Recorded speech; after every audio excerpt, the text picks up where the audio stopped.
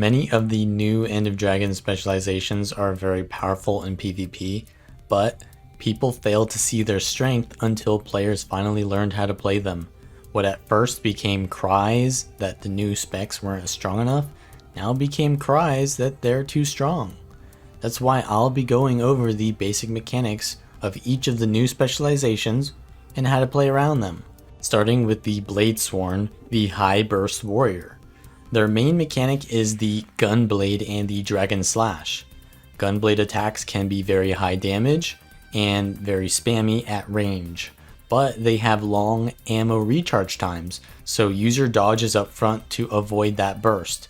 When they enter Dragon Trigger, they charge up their Dragon Slash for heavy damage and stun if they land it.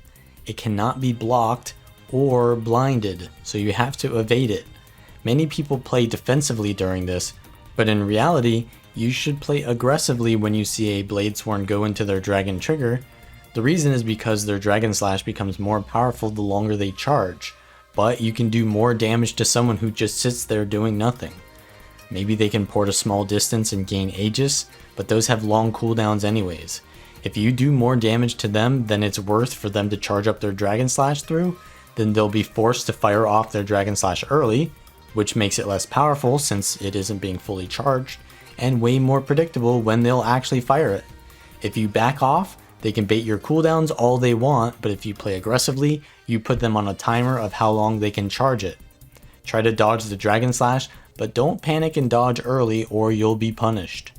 Better to get hit by the Dragon Slash and at least trade some damage than to waste dodges.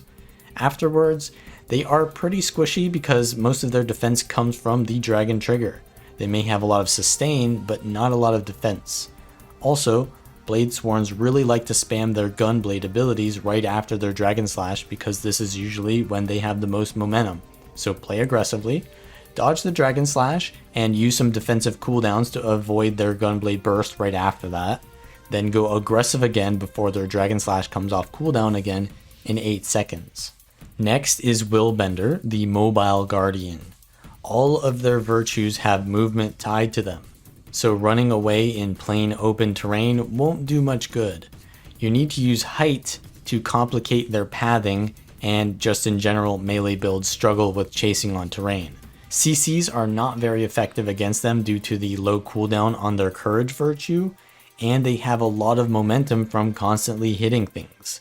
If you can break up their attack chains, they lose their lethal tempo buff, which gives them a lot of damage. Their main attacks you want to dodge are the F1, the Whirling Light, their Sword 5, which will immobilize you with a port, whatever their main weapon damage skill is, which can be Hammer 2 or Greatsword 2. So yeah, there's generally a lot of things you need to dodge, and you may not be able to dodge them all. But wasting dodges on the wrong things will be even worse. If your class is very good at kiting, such as a Thief with stealth, or a Catalyst with many dodges and blocks, or you're very good at using terrain, Willbenders have low sustain and can easily be poked down. Boon removal is also very good since they gain a lot of their damage from Resolution and Fury, and rely on stability to avoid CCs. Playing around the Revenant specialization Vindicator is mostly about finding out which dodge they're using. If it's the big damage dodge, you always want to dodge or avoid their dodge, then go extremely aggressive on them since that's their only dodge. If it's the boon and chill dodge, then get out as well, but they're going to have protection on them afterwards, so power bursts may not be as effective. If they're using the healing barrier dodge, then don't waste cooldowns dodging their dodge. It won't interact with you, but it also gives them barrier, making your next burst not as effective. The only real animation you need to dodge is their Greatsword 5, which can be blocked, but not by a single block like Aegis since it hits multiple times. Really, just in general, conditions and CC are very effective against all Revenants. Even though they get plenty of cleanses in their Kurzik Alliance stance, you can wait until they leave it to put on your big condition burst. They can't stay in it forever, and if they do, they're not doing much else. So play around their dodge correctly, and then pressure them with CC and conditions. When Thieves become Specters, they gain Shroud, which is just like Necromancer's second life bar. However, they do not have extra damage reduction like Necromancers, so they're extremely susceptible to power damage while in Shroud, especially because they don't have access to many dodges. While they have much more sustain than a normal thief and plenty of ports to get around, their animations are much more predictable and delayed, making it harder for them to avoid taking damage compared to a normal thief. If you can stick to a Specter and pressure them, it is best to focus them because they will be passively healing their allies. CCs are also great against Specters because they're low on stun breaks. However, they are not pushovers. In Shroud, they can dish out a lot of CC and damage. Watch out for the long range ground target and the pure melee swipe, which will put out most of their damage. The large AoE around them will stun you when the circle fills, so make sure to time your dodge not too early but right before it fills to avoid getting hit by that stun. The well you want to avoid getting hit by is the one where they leap high into the air and then land on the ground.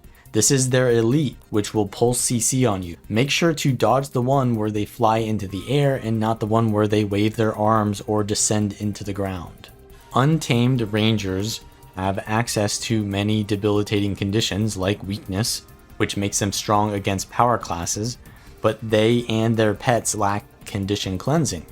Unlike druids who can heal and cleanse their pets, or soul beasts who can merge and unmerge with their pets, Untamed have no way to protect their pets. So if you are in a sustained fight against them, you can target their pet after they swap it and deny them many of their traits that trigger on pet swap. But if you're looking for a much shorter fight, then you'll want to focus the Ranger. Generally, they are a high burst and low sustain build, and their burst can be very unpredictable due to the ability to port to their target and port their pet to them by pet swapping afterwards. That's why you always want to keep tabs on them, and if you know they haven't ported in a while, don't run out into the open, stand on no port spots, or have a stun break and dodge ready. If you need more information on no port spots and terrain, check out my map kiting series, which is linked below. Next, the Engineer Specialization. Mechanists are all about the mech, so if you want to play around them, you need to play around the mech.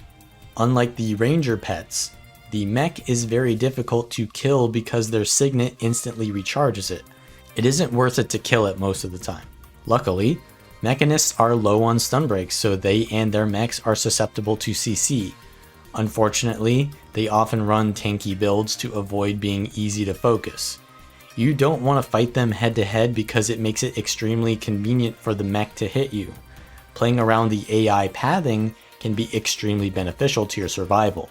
Because the mech can't jump, it won't be able to chase you up terrain easily. Creating distance with their inefficient pathings and then trading with the Mechanist when you have time alone with them will give you a big advantage. So use your cooldowns to pressure them, then kite the mech away while you prepare your next assault, since they often can't chase you very hard. Catalyst Elementalists have plenty of stability, so don't bother trying to CC them. There isn't much you can counterplay on a Catalyst due to many of their skills having no animation or cast time, but they are still very squishy and susceptible to burst damage. They are extremely high sustain, and you won't beat them on a tanky class.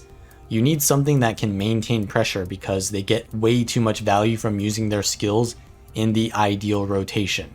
If you can't pressure them enough to beat them 1v1, ignore them and kill their team first so you can outnumber them, or scale up the fights by sticking to team fights where they can easily be overwhelmed. Like all elementalists, they hate having chill and confusion on them, or conditions in general. Mesmers become virtuosos, which have many unblockable projectiles as their shatters. Projectile reflex won't work here. If you don't want to get hit by them, use line of sight often. Use your dodges only on their blade songs, or don't feed them blades by hitting into their blocks. They gain more blades when they evade or block something, so if you are pressured and you think you can't win, just back off without trying to counter pressure. Although virtuosos have many blocks, most of these are singular blocks, so when you do decide to go for the kill on one, you want to use multi-hitting attacks or even unblockable skills. Maintain your pressure while focusing on using your evades, mostly for their blade song shatters. Finally, the Harbinger Necromancer. While in Shroud, they lose maximum health, and their Shroud does not actually shield them from damage. but they do become very powerful and get sustained health regeneration. Their biggest power spike is right after entering Shroud, where they will usually gain stability and have access to all of their Shroud abilities. Be careful not to stand in the Vital Draw, which is a pulsing stun in that area, and their leap skill is a daze that evades and does lots of damage. The charge is not an evade, so you can catch them in this. Once the stability is gone, the evade has been used, and you're careful not to stand in the Vital Draw, you want to be extremely aggressive on them. They handle conditions well, but burst power damage can easily kill them when they're focused. CC is always effective against Necromancers, but Harbingers can be a little bit more slippery. Also, when you see every boon in the game on them, just back off until that wears off. You can't compete with that. Those are the basic ways to play around each of the new End of Dragon specializations.